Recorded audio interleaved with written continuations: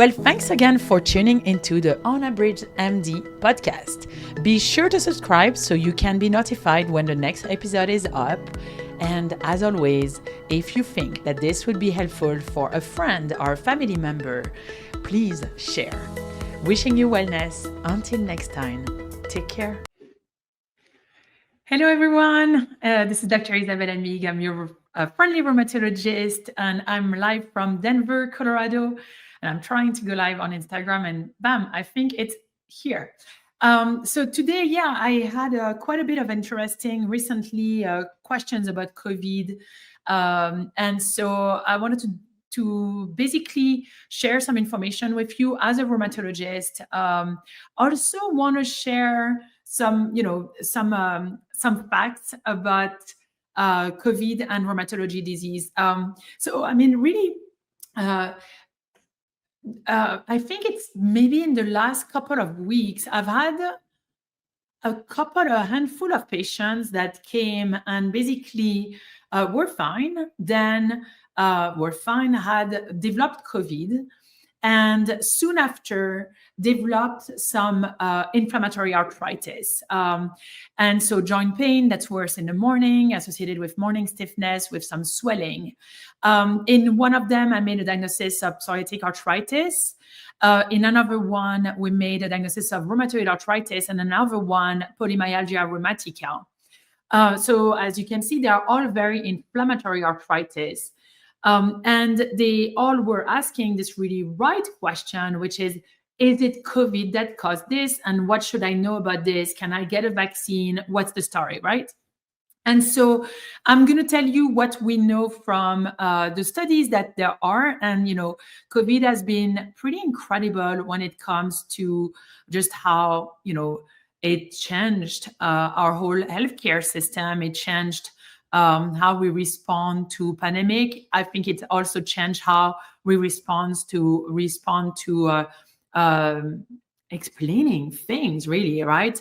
And how to make sure that patients understand that the education related to health with a lot of misinformation, unfortunately. And also because science is really tricky, and maybe that is why I'm not like someone that has millions of views. It's because as a physician, it's really hard to be black and white. Because it's a lot more complex. Patients are more complex, individuals are more complex, and the science is more complex. But let me share with you what we have found in studies so far. And again, this is the studies as it is. There's been a lot of studies on with COVID. I think there's a lot of valid stuff that has been published. But as always, science evolve. So we might, change. It might, our knowledge might change with time. But as a rheumatologist, from my own experience, I can tell you that yes, we do see rheumatologic disorders starting after COVID. And there was a paper by one of my colleagues from France, actually, from Marseille. I thought it was an interesting, it was a case report, so nothing major, but they presented a case where a patient had, mild joint pain, but really not much. And they had checked their CCP, and the CCP, which is a steroid marker for positive rheumatoid arthritis. So that CCP was negative, and then she developed COVID and came back with full-blown rheumatoid arthritis, and the CCP was positive. And basically, it was like, well, is it possible that the COVID led to that positive CCP and then ultimately the full rheumatoid arthritis? But what's interesting is that she probably had a risk factor of developing this rheumatoid arthritis since she had already come before with joint pain. It wasn't full-blown inflammatory arthritis. Since we have, it's been published that people with that develop COVID have more chance of developing rheumatoid arthritis, spondyloarthropathy, inflammatory bowel disease, vasculitis, etc., and so on. And the mechanism is not completely certain, but it does make sense. So, and you have heard me say this several times, but basically, very often in rheumatology, you don't need just one thing that happens to you. Usually it's a two hit. And so maybe you're at risk of developing a rheumatologic disorder because of family history, because you've been a smoker, and not you, but maybe someone else, right? Because there's been smoking, maybe because there was a lot of stress, or maybe it was overweight/obesity, right? Like fat tissue is pro-inflammatory. But that by itself is okay. And you don't develop rheumatoid arthritis until one day you develop an infection. So we know, for example, EBV is linked to multiple sclerosis. So that's another autoimmune disorder. It's neurologic. But we know that it was really hard to prove, but it was proven a couple of years ago. And we now think, that it can, some people think that EBV can be linked to lupus, but it has never been, we've never been able to prove that really perfectly, right? Because so many people have EBV or have had EBV. And then we saw, the infection with COVID. And COVID basically stimulates your immune system the way that some young people without any cardiovascular risk factor, any issues, basically died of severe COVID at the beginning of the pandemic, was linked to basically a predisposition to create a reaction to the infection that was out of proportion to the infection. And so basically they died not of the infection itself, but they die of the reaction to the infection. So it's kind of like your body sees this infection and went overboard and like created a ton of fevers, created basically sepsis, and then died of sepsis, even though the infection wasn't that high, right? Like you didn't need to have this reaction to the virus, but some of us had this horrible, really, I want to say horrible because it is really heartbreaking, but basically this, overactive reaction to COVID. And what's interesting is the way we treat that now, we found that, and I think early on, a clinician figured that out. We were giving high-dose steroid, we were giving anti-IL-6, we were giving anti-TNF, which are all treatments that we use in rheumatologic inflammatory arthritis, right? So we use those treatments that decrease the inflammation in our autoimmune disorder and that are very inflammatory, and we used it in this, very active response to COVID. And so the thought process again is that there is this reaction to this infection, and that causes autoimmune disorder, because basically your autoimmune gets activated by the COVID. So COVID activates autoimmune system. And after this activation, your autoimmune system doesn't know how to come down and go back into balance, and can cause rheumatoid arthritis, can cause vasculitis, can cause polymyalgia rheumatica, and so on. And so is it really COVID that causes that? Or is it just that people who would have been at risk of developing an autoimmune disorder like this would have had another infection, let's say the flu, let's say RSV, which, all of those are pretty common. But then, just at one point, there was this COVID pandemic, they all got COVID, and then they developed this rheumatologic condition. So we don't know. We do not know that. I don't know that we will know this in the next 5 or 10 years, because we will have to assess, what's the prevalence, like how often were we getting rheumatoid arthritis, lupus, and so on, and before COVID, and then in the next 5-10 years, how often did we get it? So did all of the people who were supposed to get those are getting it all after COVID, or did it happen, or did it all happen much more with COVID, and we're still going to see this after? So basically, is it because of COVID per se, or is it, just because of one infection that, at one point you would have had and you would have developed? So anyway, that's the interesting question, which, I think as a researcher, I'm still wondering, is it really COVID, or is it just any type of infection, and we kind of like just open the floodgate and then we close, but this water would have gone anyway, right? So that's the question. And then, the other question is, how do you treat? And is this, by itself rheumatoid arthritis, lupus, PMNR, and so on? I think as a rheumatologist, yes, you treat.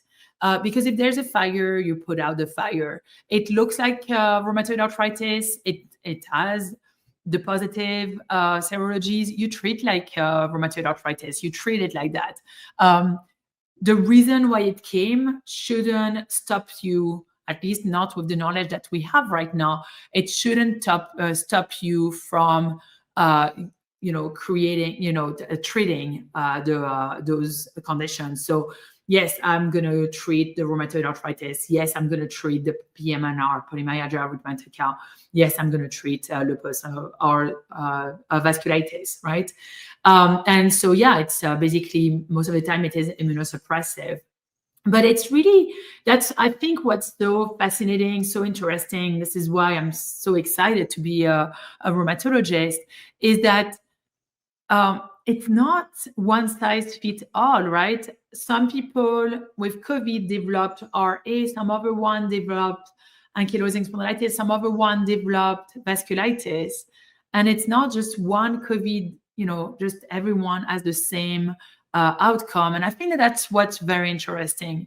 That's like the first one. I would say, like, this is the quote unquote easiest for rheumatologists, because you're like, okay, well, this is RA, I'm treating RA, right? So easy. I think it becomes a little bit harder when it's post-COVID syndrome. So post-COVID syndrome can be associated with, again, it's all autoimmune, and the way our immune system acts on our body is very different from one another. And we have seen that. We see that where some patients are going to develop dysautonomia, where they're going to not be able to regulate their heart rate or regulate their blood pressure.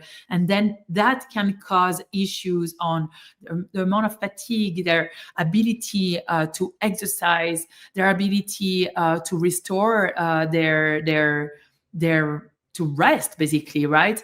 And it's not that there's too much inflammation. It's also not that it's always low. It's not that the sympathetic system is always affected or that the parasympathetic system is always affected, but it's just that this balance, you can't get back into this balance. That's a tricky one. And this, to my knowledge, has been, to me, I find that the best people that have taken care of this have been chiropractors, have been naturopaths, because, or, honestly, like direct care medicine. Like, I have a program where we help patients with this. And, yes, I help, but I feel like my team, we have a coach and a nutritionist and a physical therapist. They are the one who help, and a craniosacral now, and they are the one who help the most with this, because the idea is to get back in control of our patients' health. And how do we get back into this balance of balancing between the parasympathetic, the sympathetic, the parasympathetic, the sympathetic, because you need to balance. When you're going from a seated or lying down position and you're going up, we want to be able to stimulate the adrenergic system, so your heart rate goes up, right? That this is the normal response. And so that's why you need more time. Like a 10-minute visit with a rheumatologist, that would not be good. So I don't recommend it. And I think that there are very specialized specialty that have time, and that's where you want to go. But that is also immune health as well. Now, when it comes to vaccination, this is where it's tricky. And I think it's based basically on you specifically. So, for example, I had a patient who developed inflammation of the heart after the vaccine. And that has been reported. We see it. We know that it exists. Will I recommend vaccination? Well, it's going to depend on how he's doing. What's the fear that they may have regarding COVID? Where do they live? Do they live in a city? How do they work? Do they work in an environment where there's a ton of risk? Yes or no? And then what treatment are they having? Are they having a treatment that immunosuppresses them, or are they also on a treatment that's going to actually help prevent any infection? So for example, someone that is on IVIG, immunoglobulin, in a way, I don't think that they need vaccination, honestly, because they're already getting the response to vaccination, right? They are getting immunoglobulin from the community that have already mounted a response against COVID. So for those patients, I don't really see the point of having a vaccine, a booster, especially if they've had a complication with vaccination. So basically, the short answer is it depends. I know it's not the answer you want to hear, but it depends. I would say that if you are on IVIG, you can be pretty reassured that you are protected. And so if you're afraid of getting the vaccine, I think you're okay. And you don't need it, okay? Because you are on IVIG. But short of that, I think it's really a discussion you need to have with your rheumatologist on a one-on-one basis, because it depends on where you live, the fear that you may have, how you have done so far with vaccine and that particular one as well, and so on, okay? But yeah, they have a role, 100% they have a role, but I think it's a case-by-case basis, okay? Hopefully this has been helpful. Please let me know if you're watching this live. Please let me know /live. I forgot to say that. And then if you're watching this on replay, please watch this replay. I'm soon going to do a webinar on how to decrease inflammation in a holistic fashion. I'm really excited to share this. I really hope you're going to be present.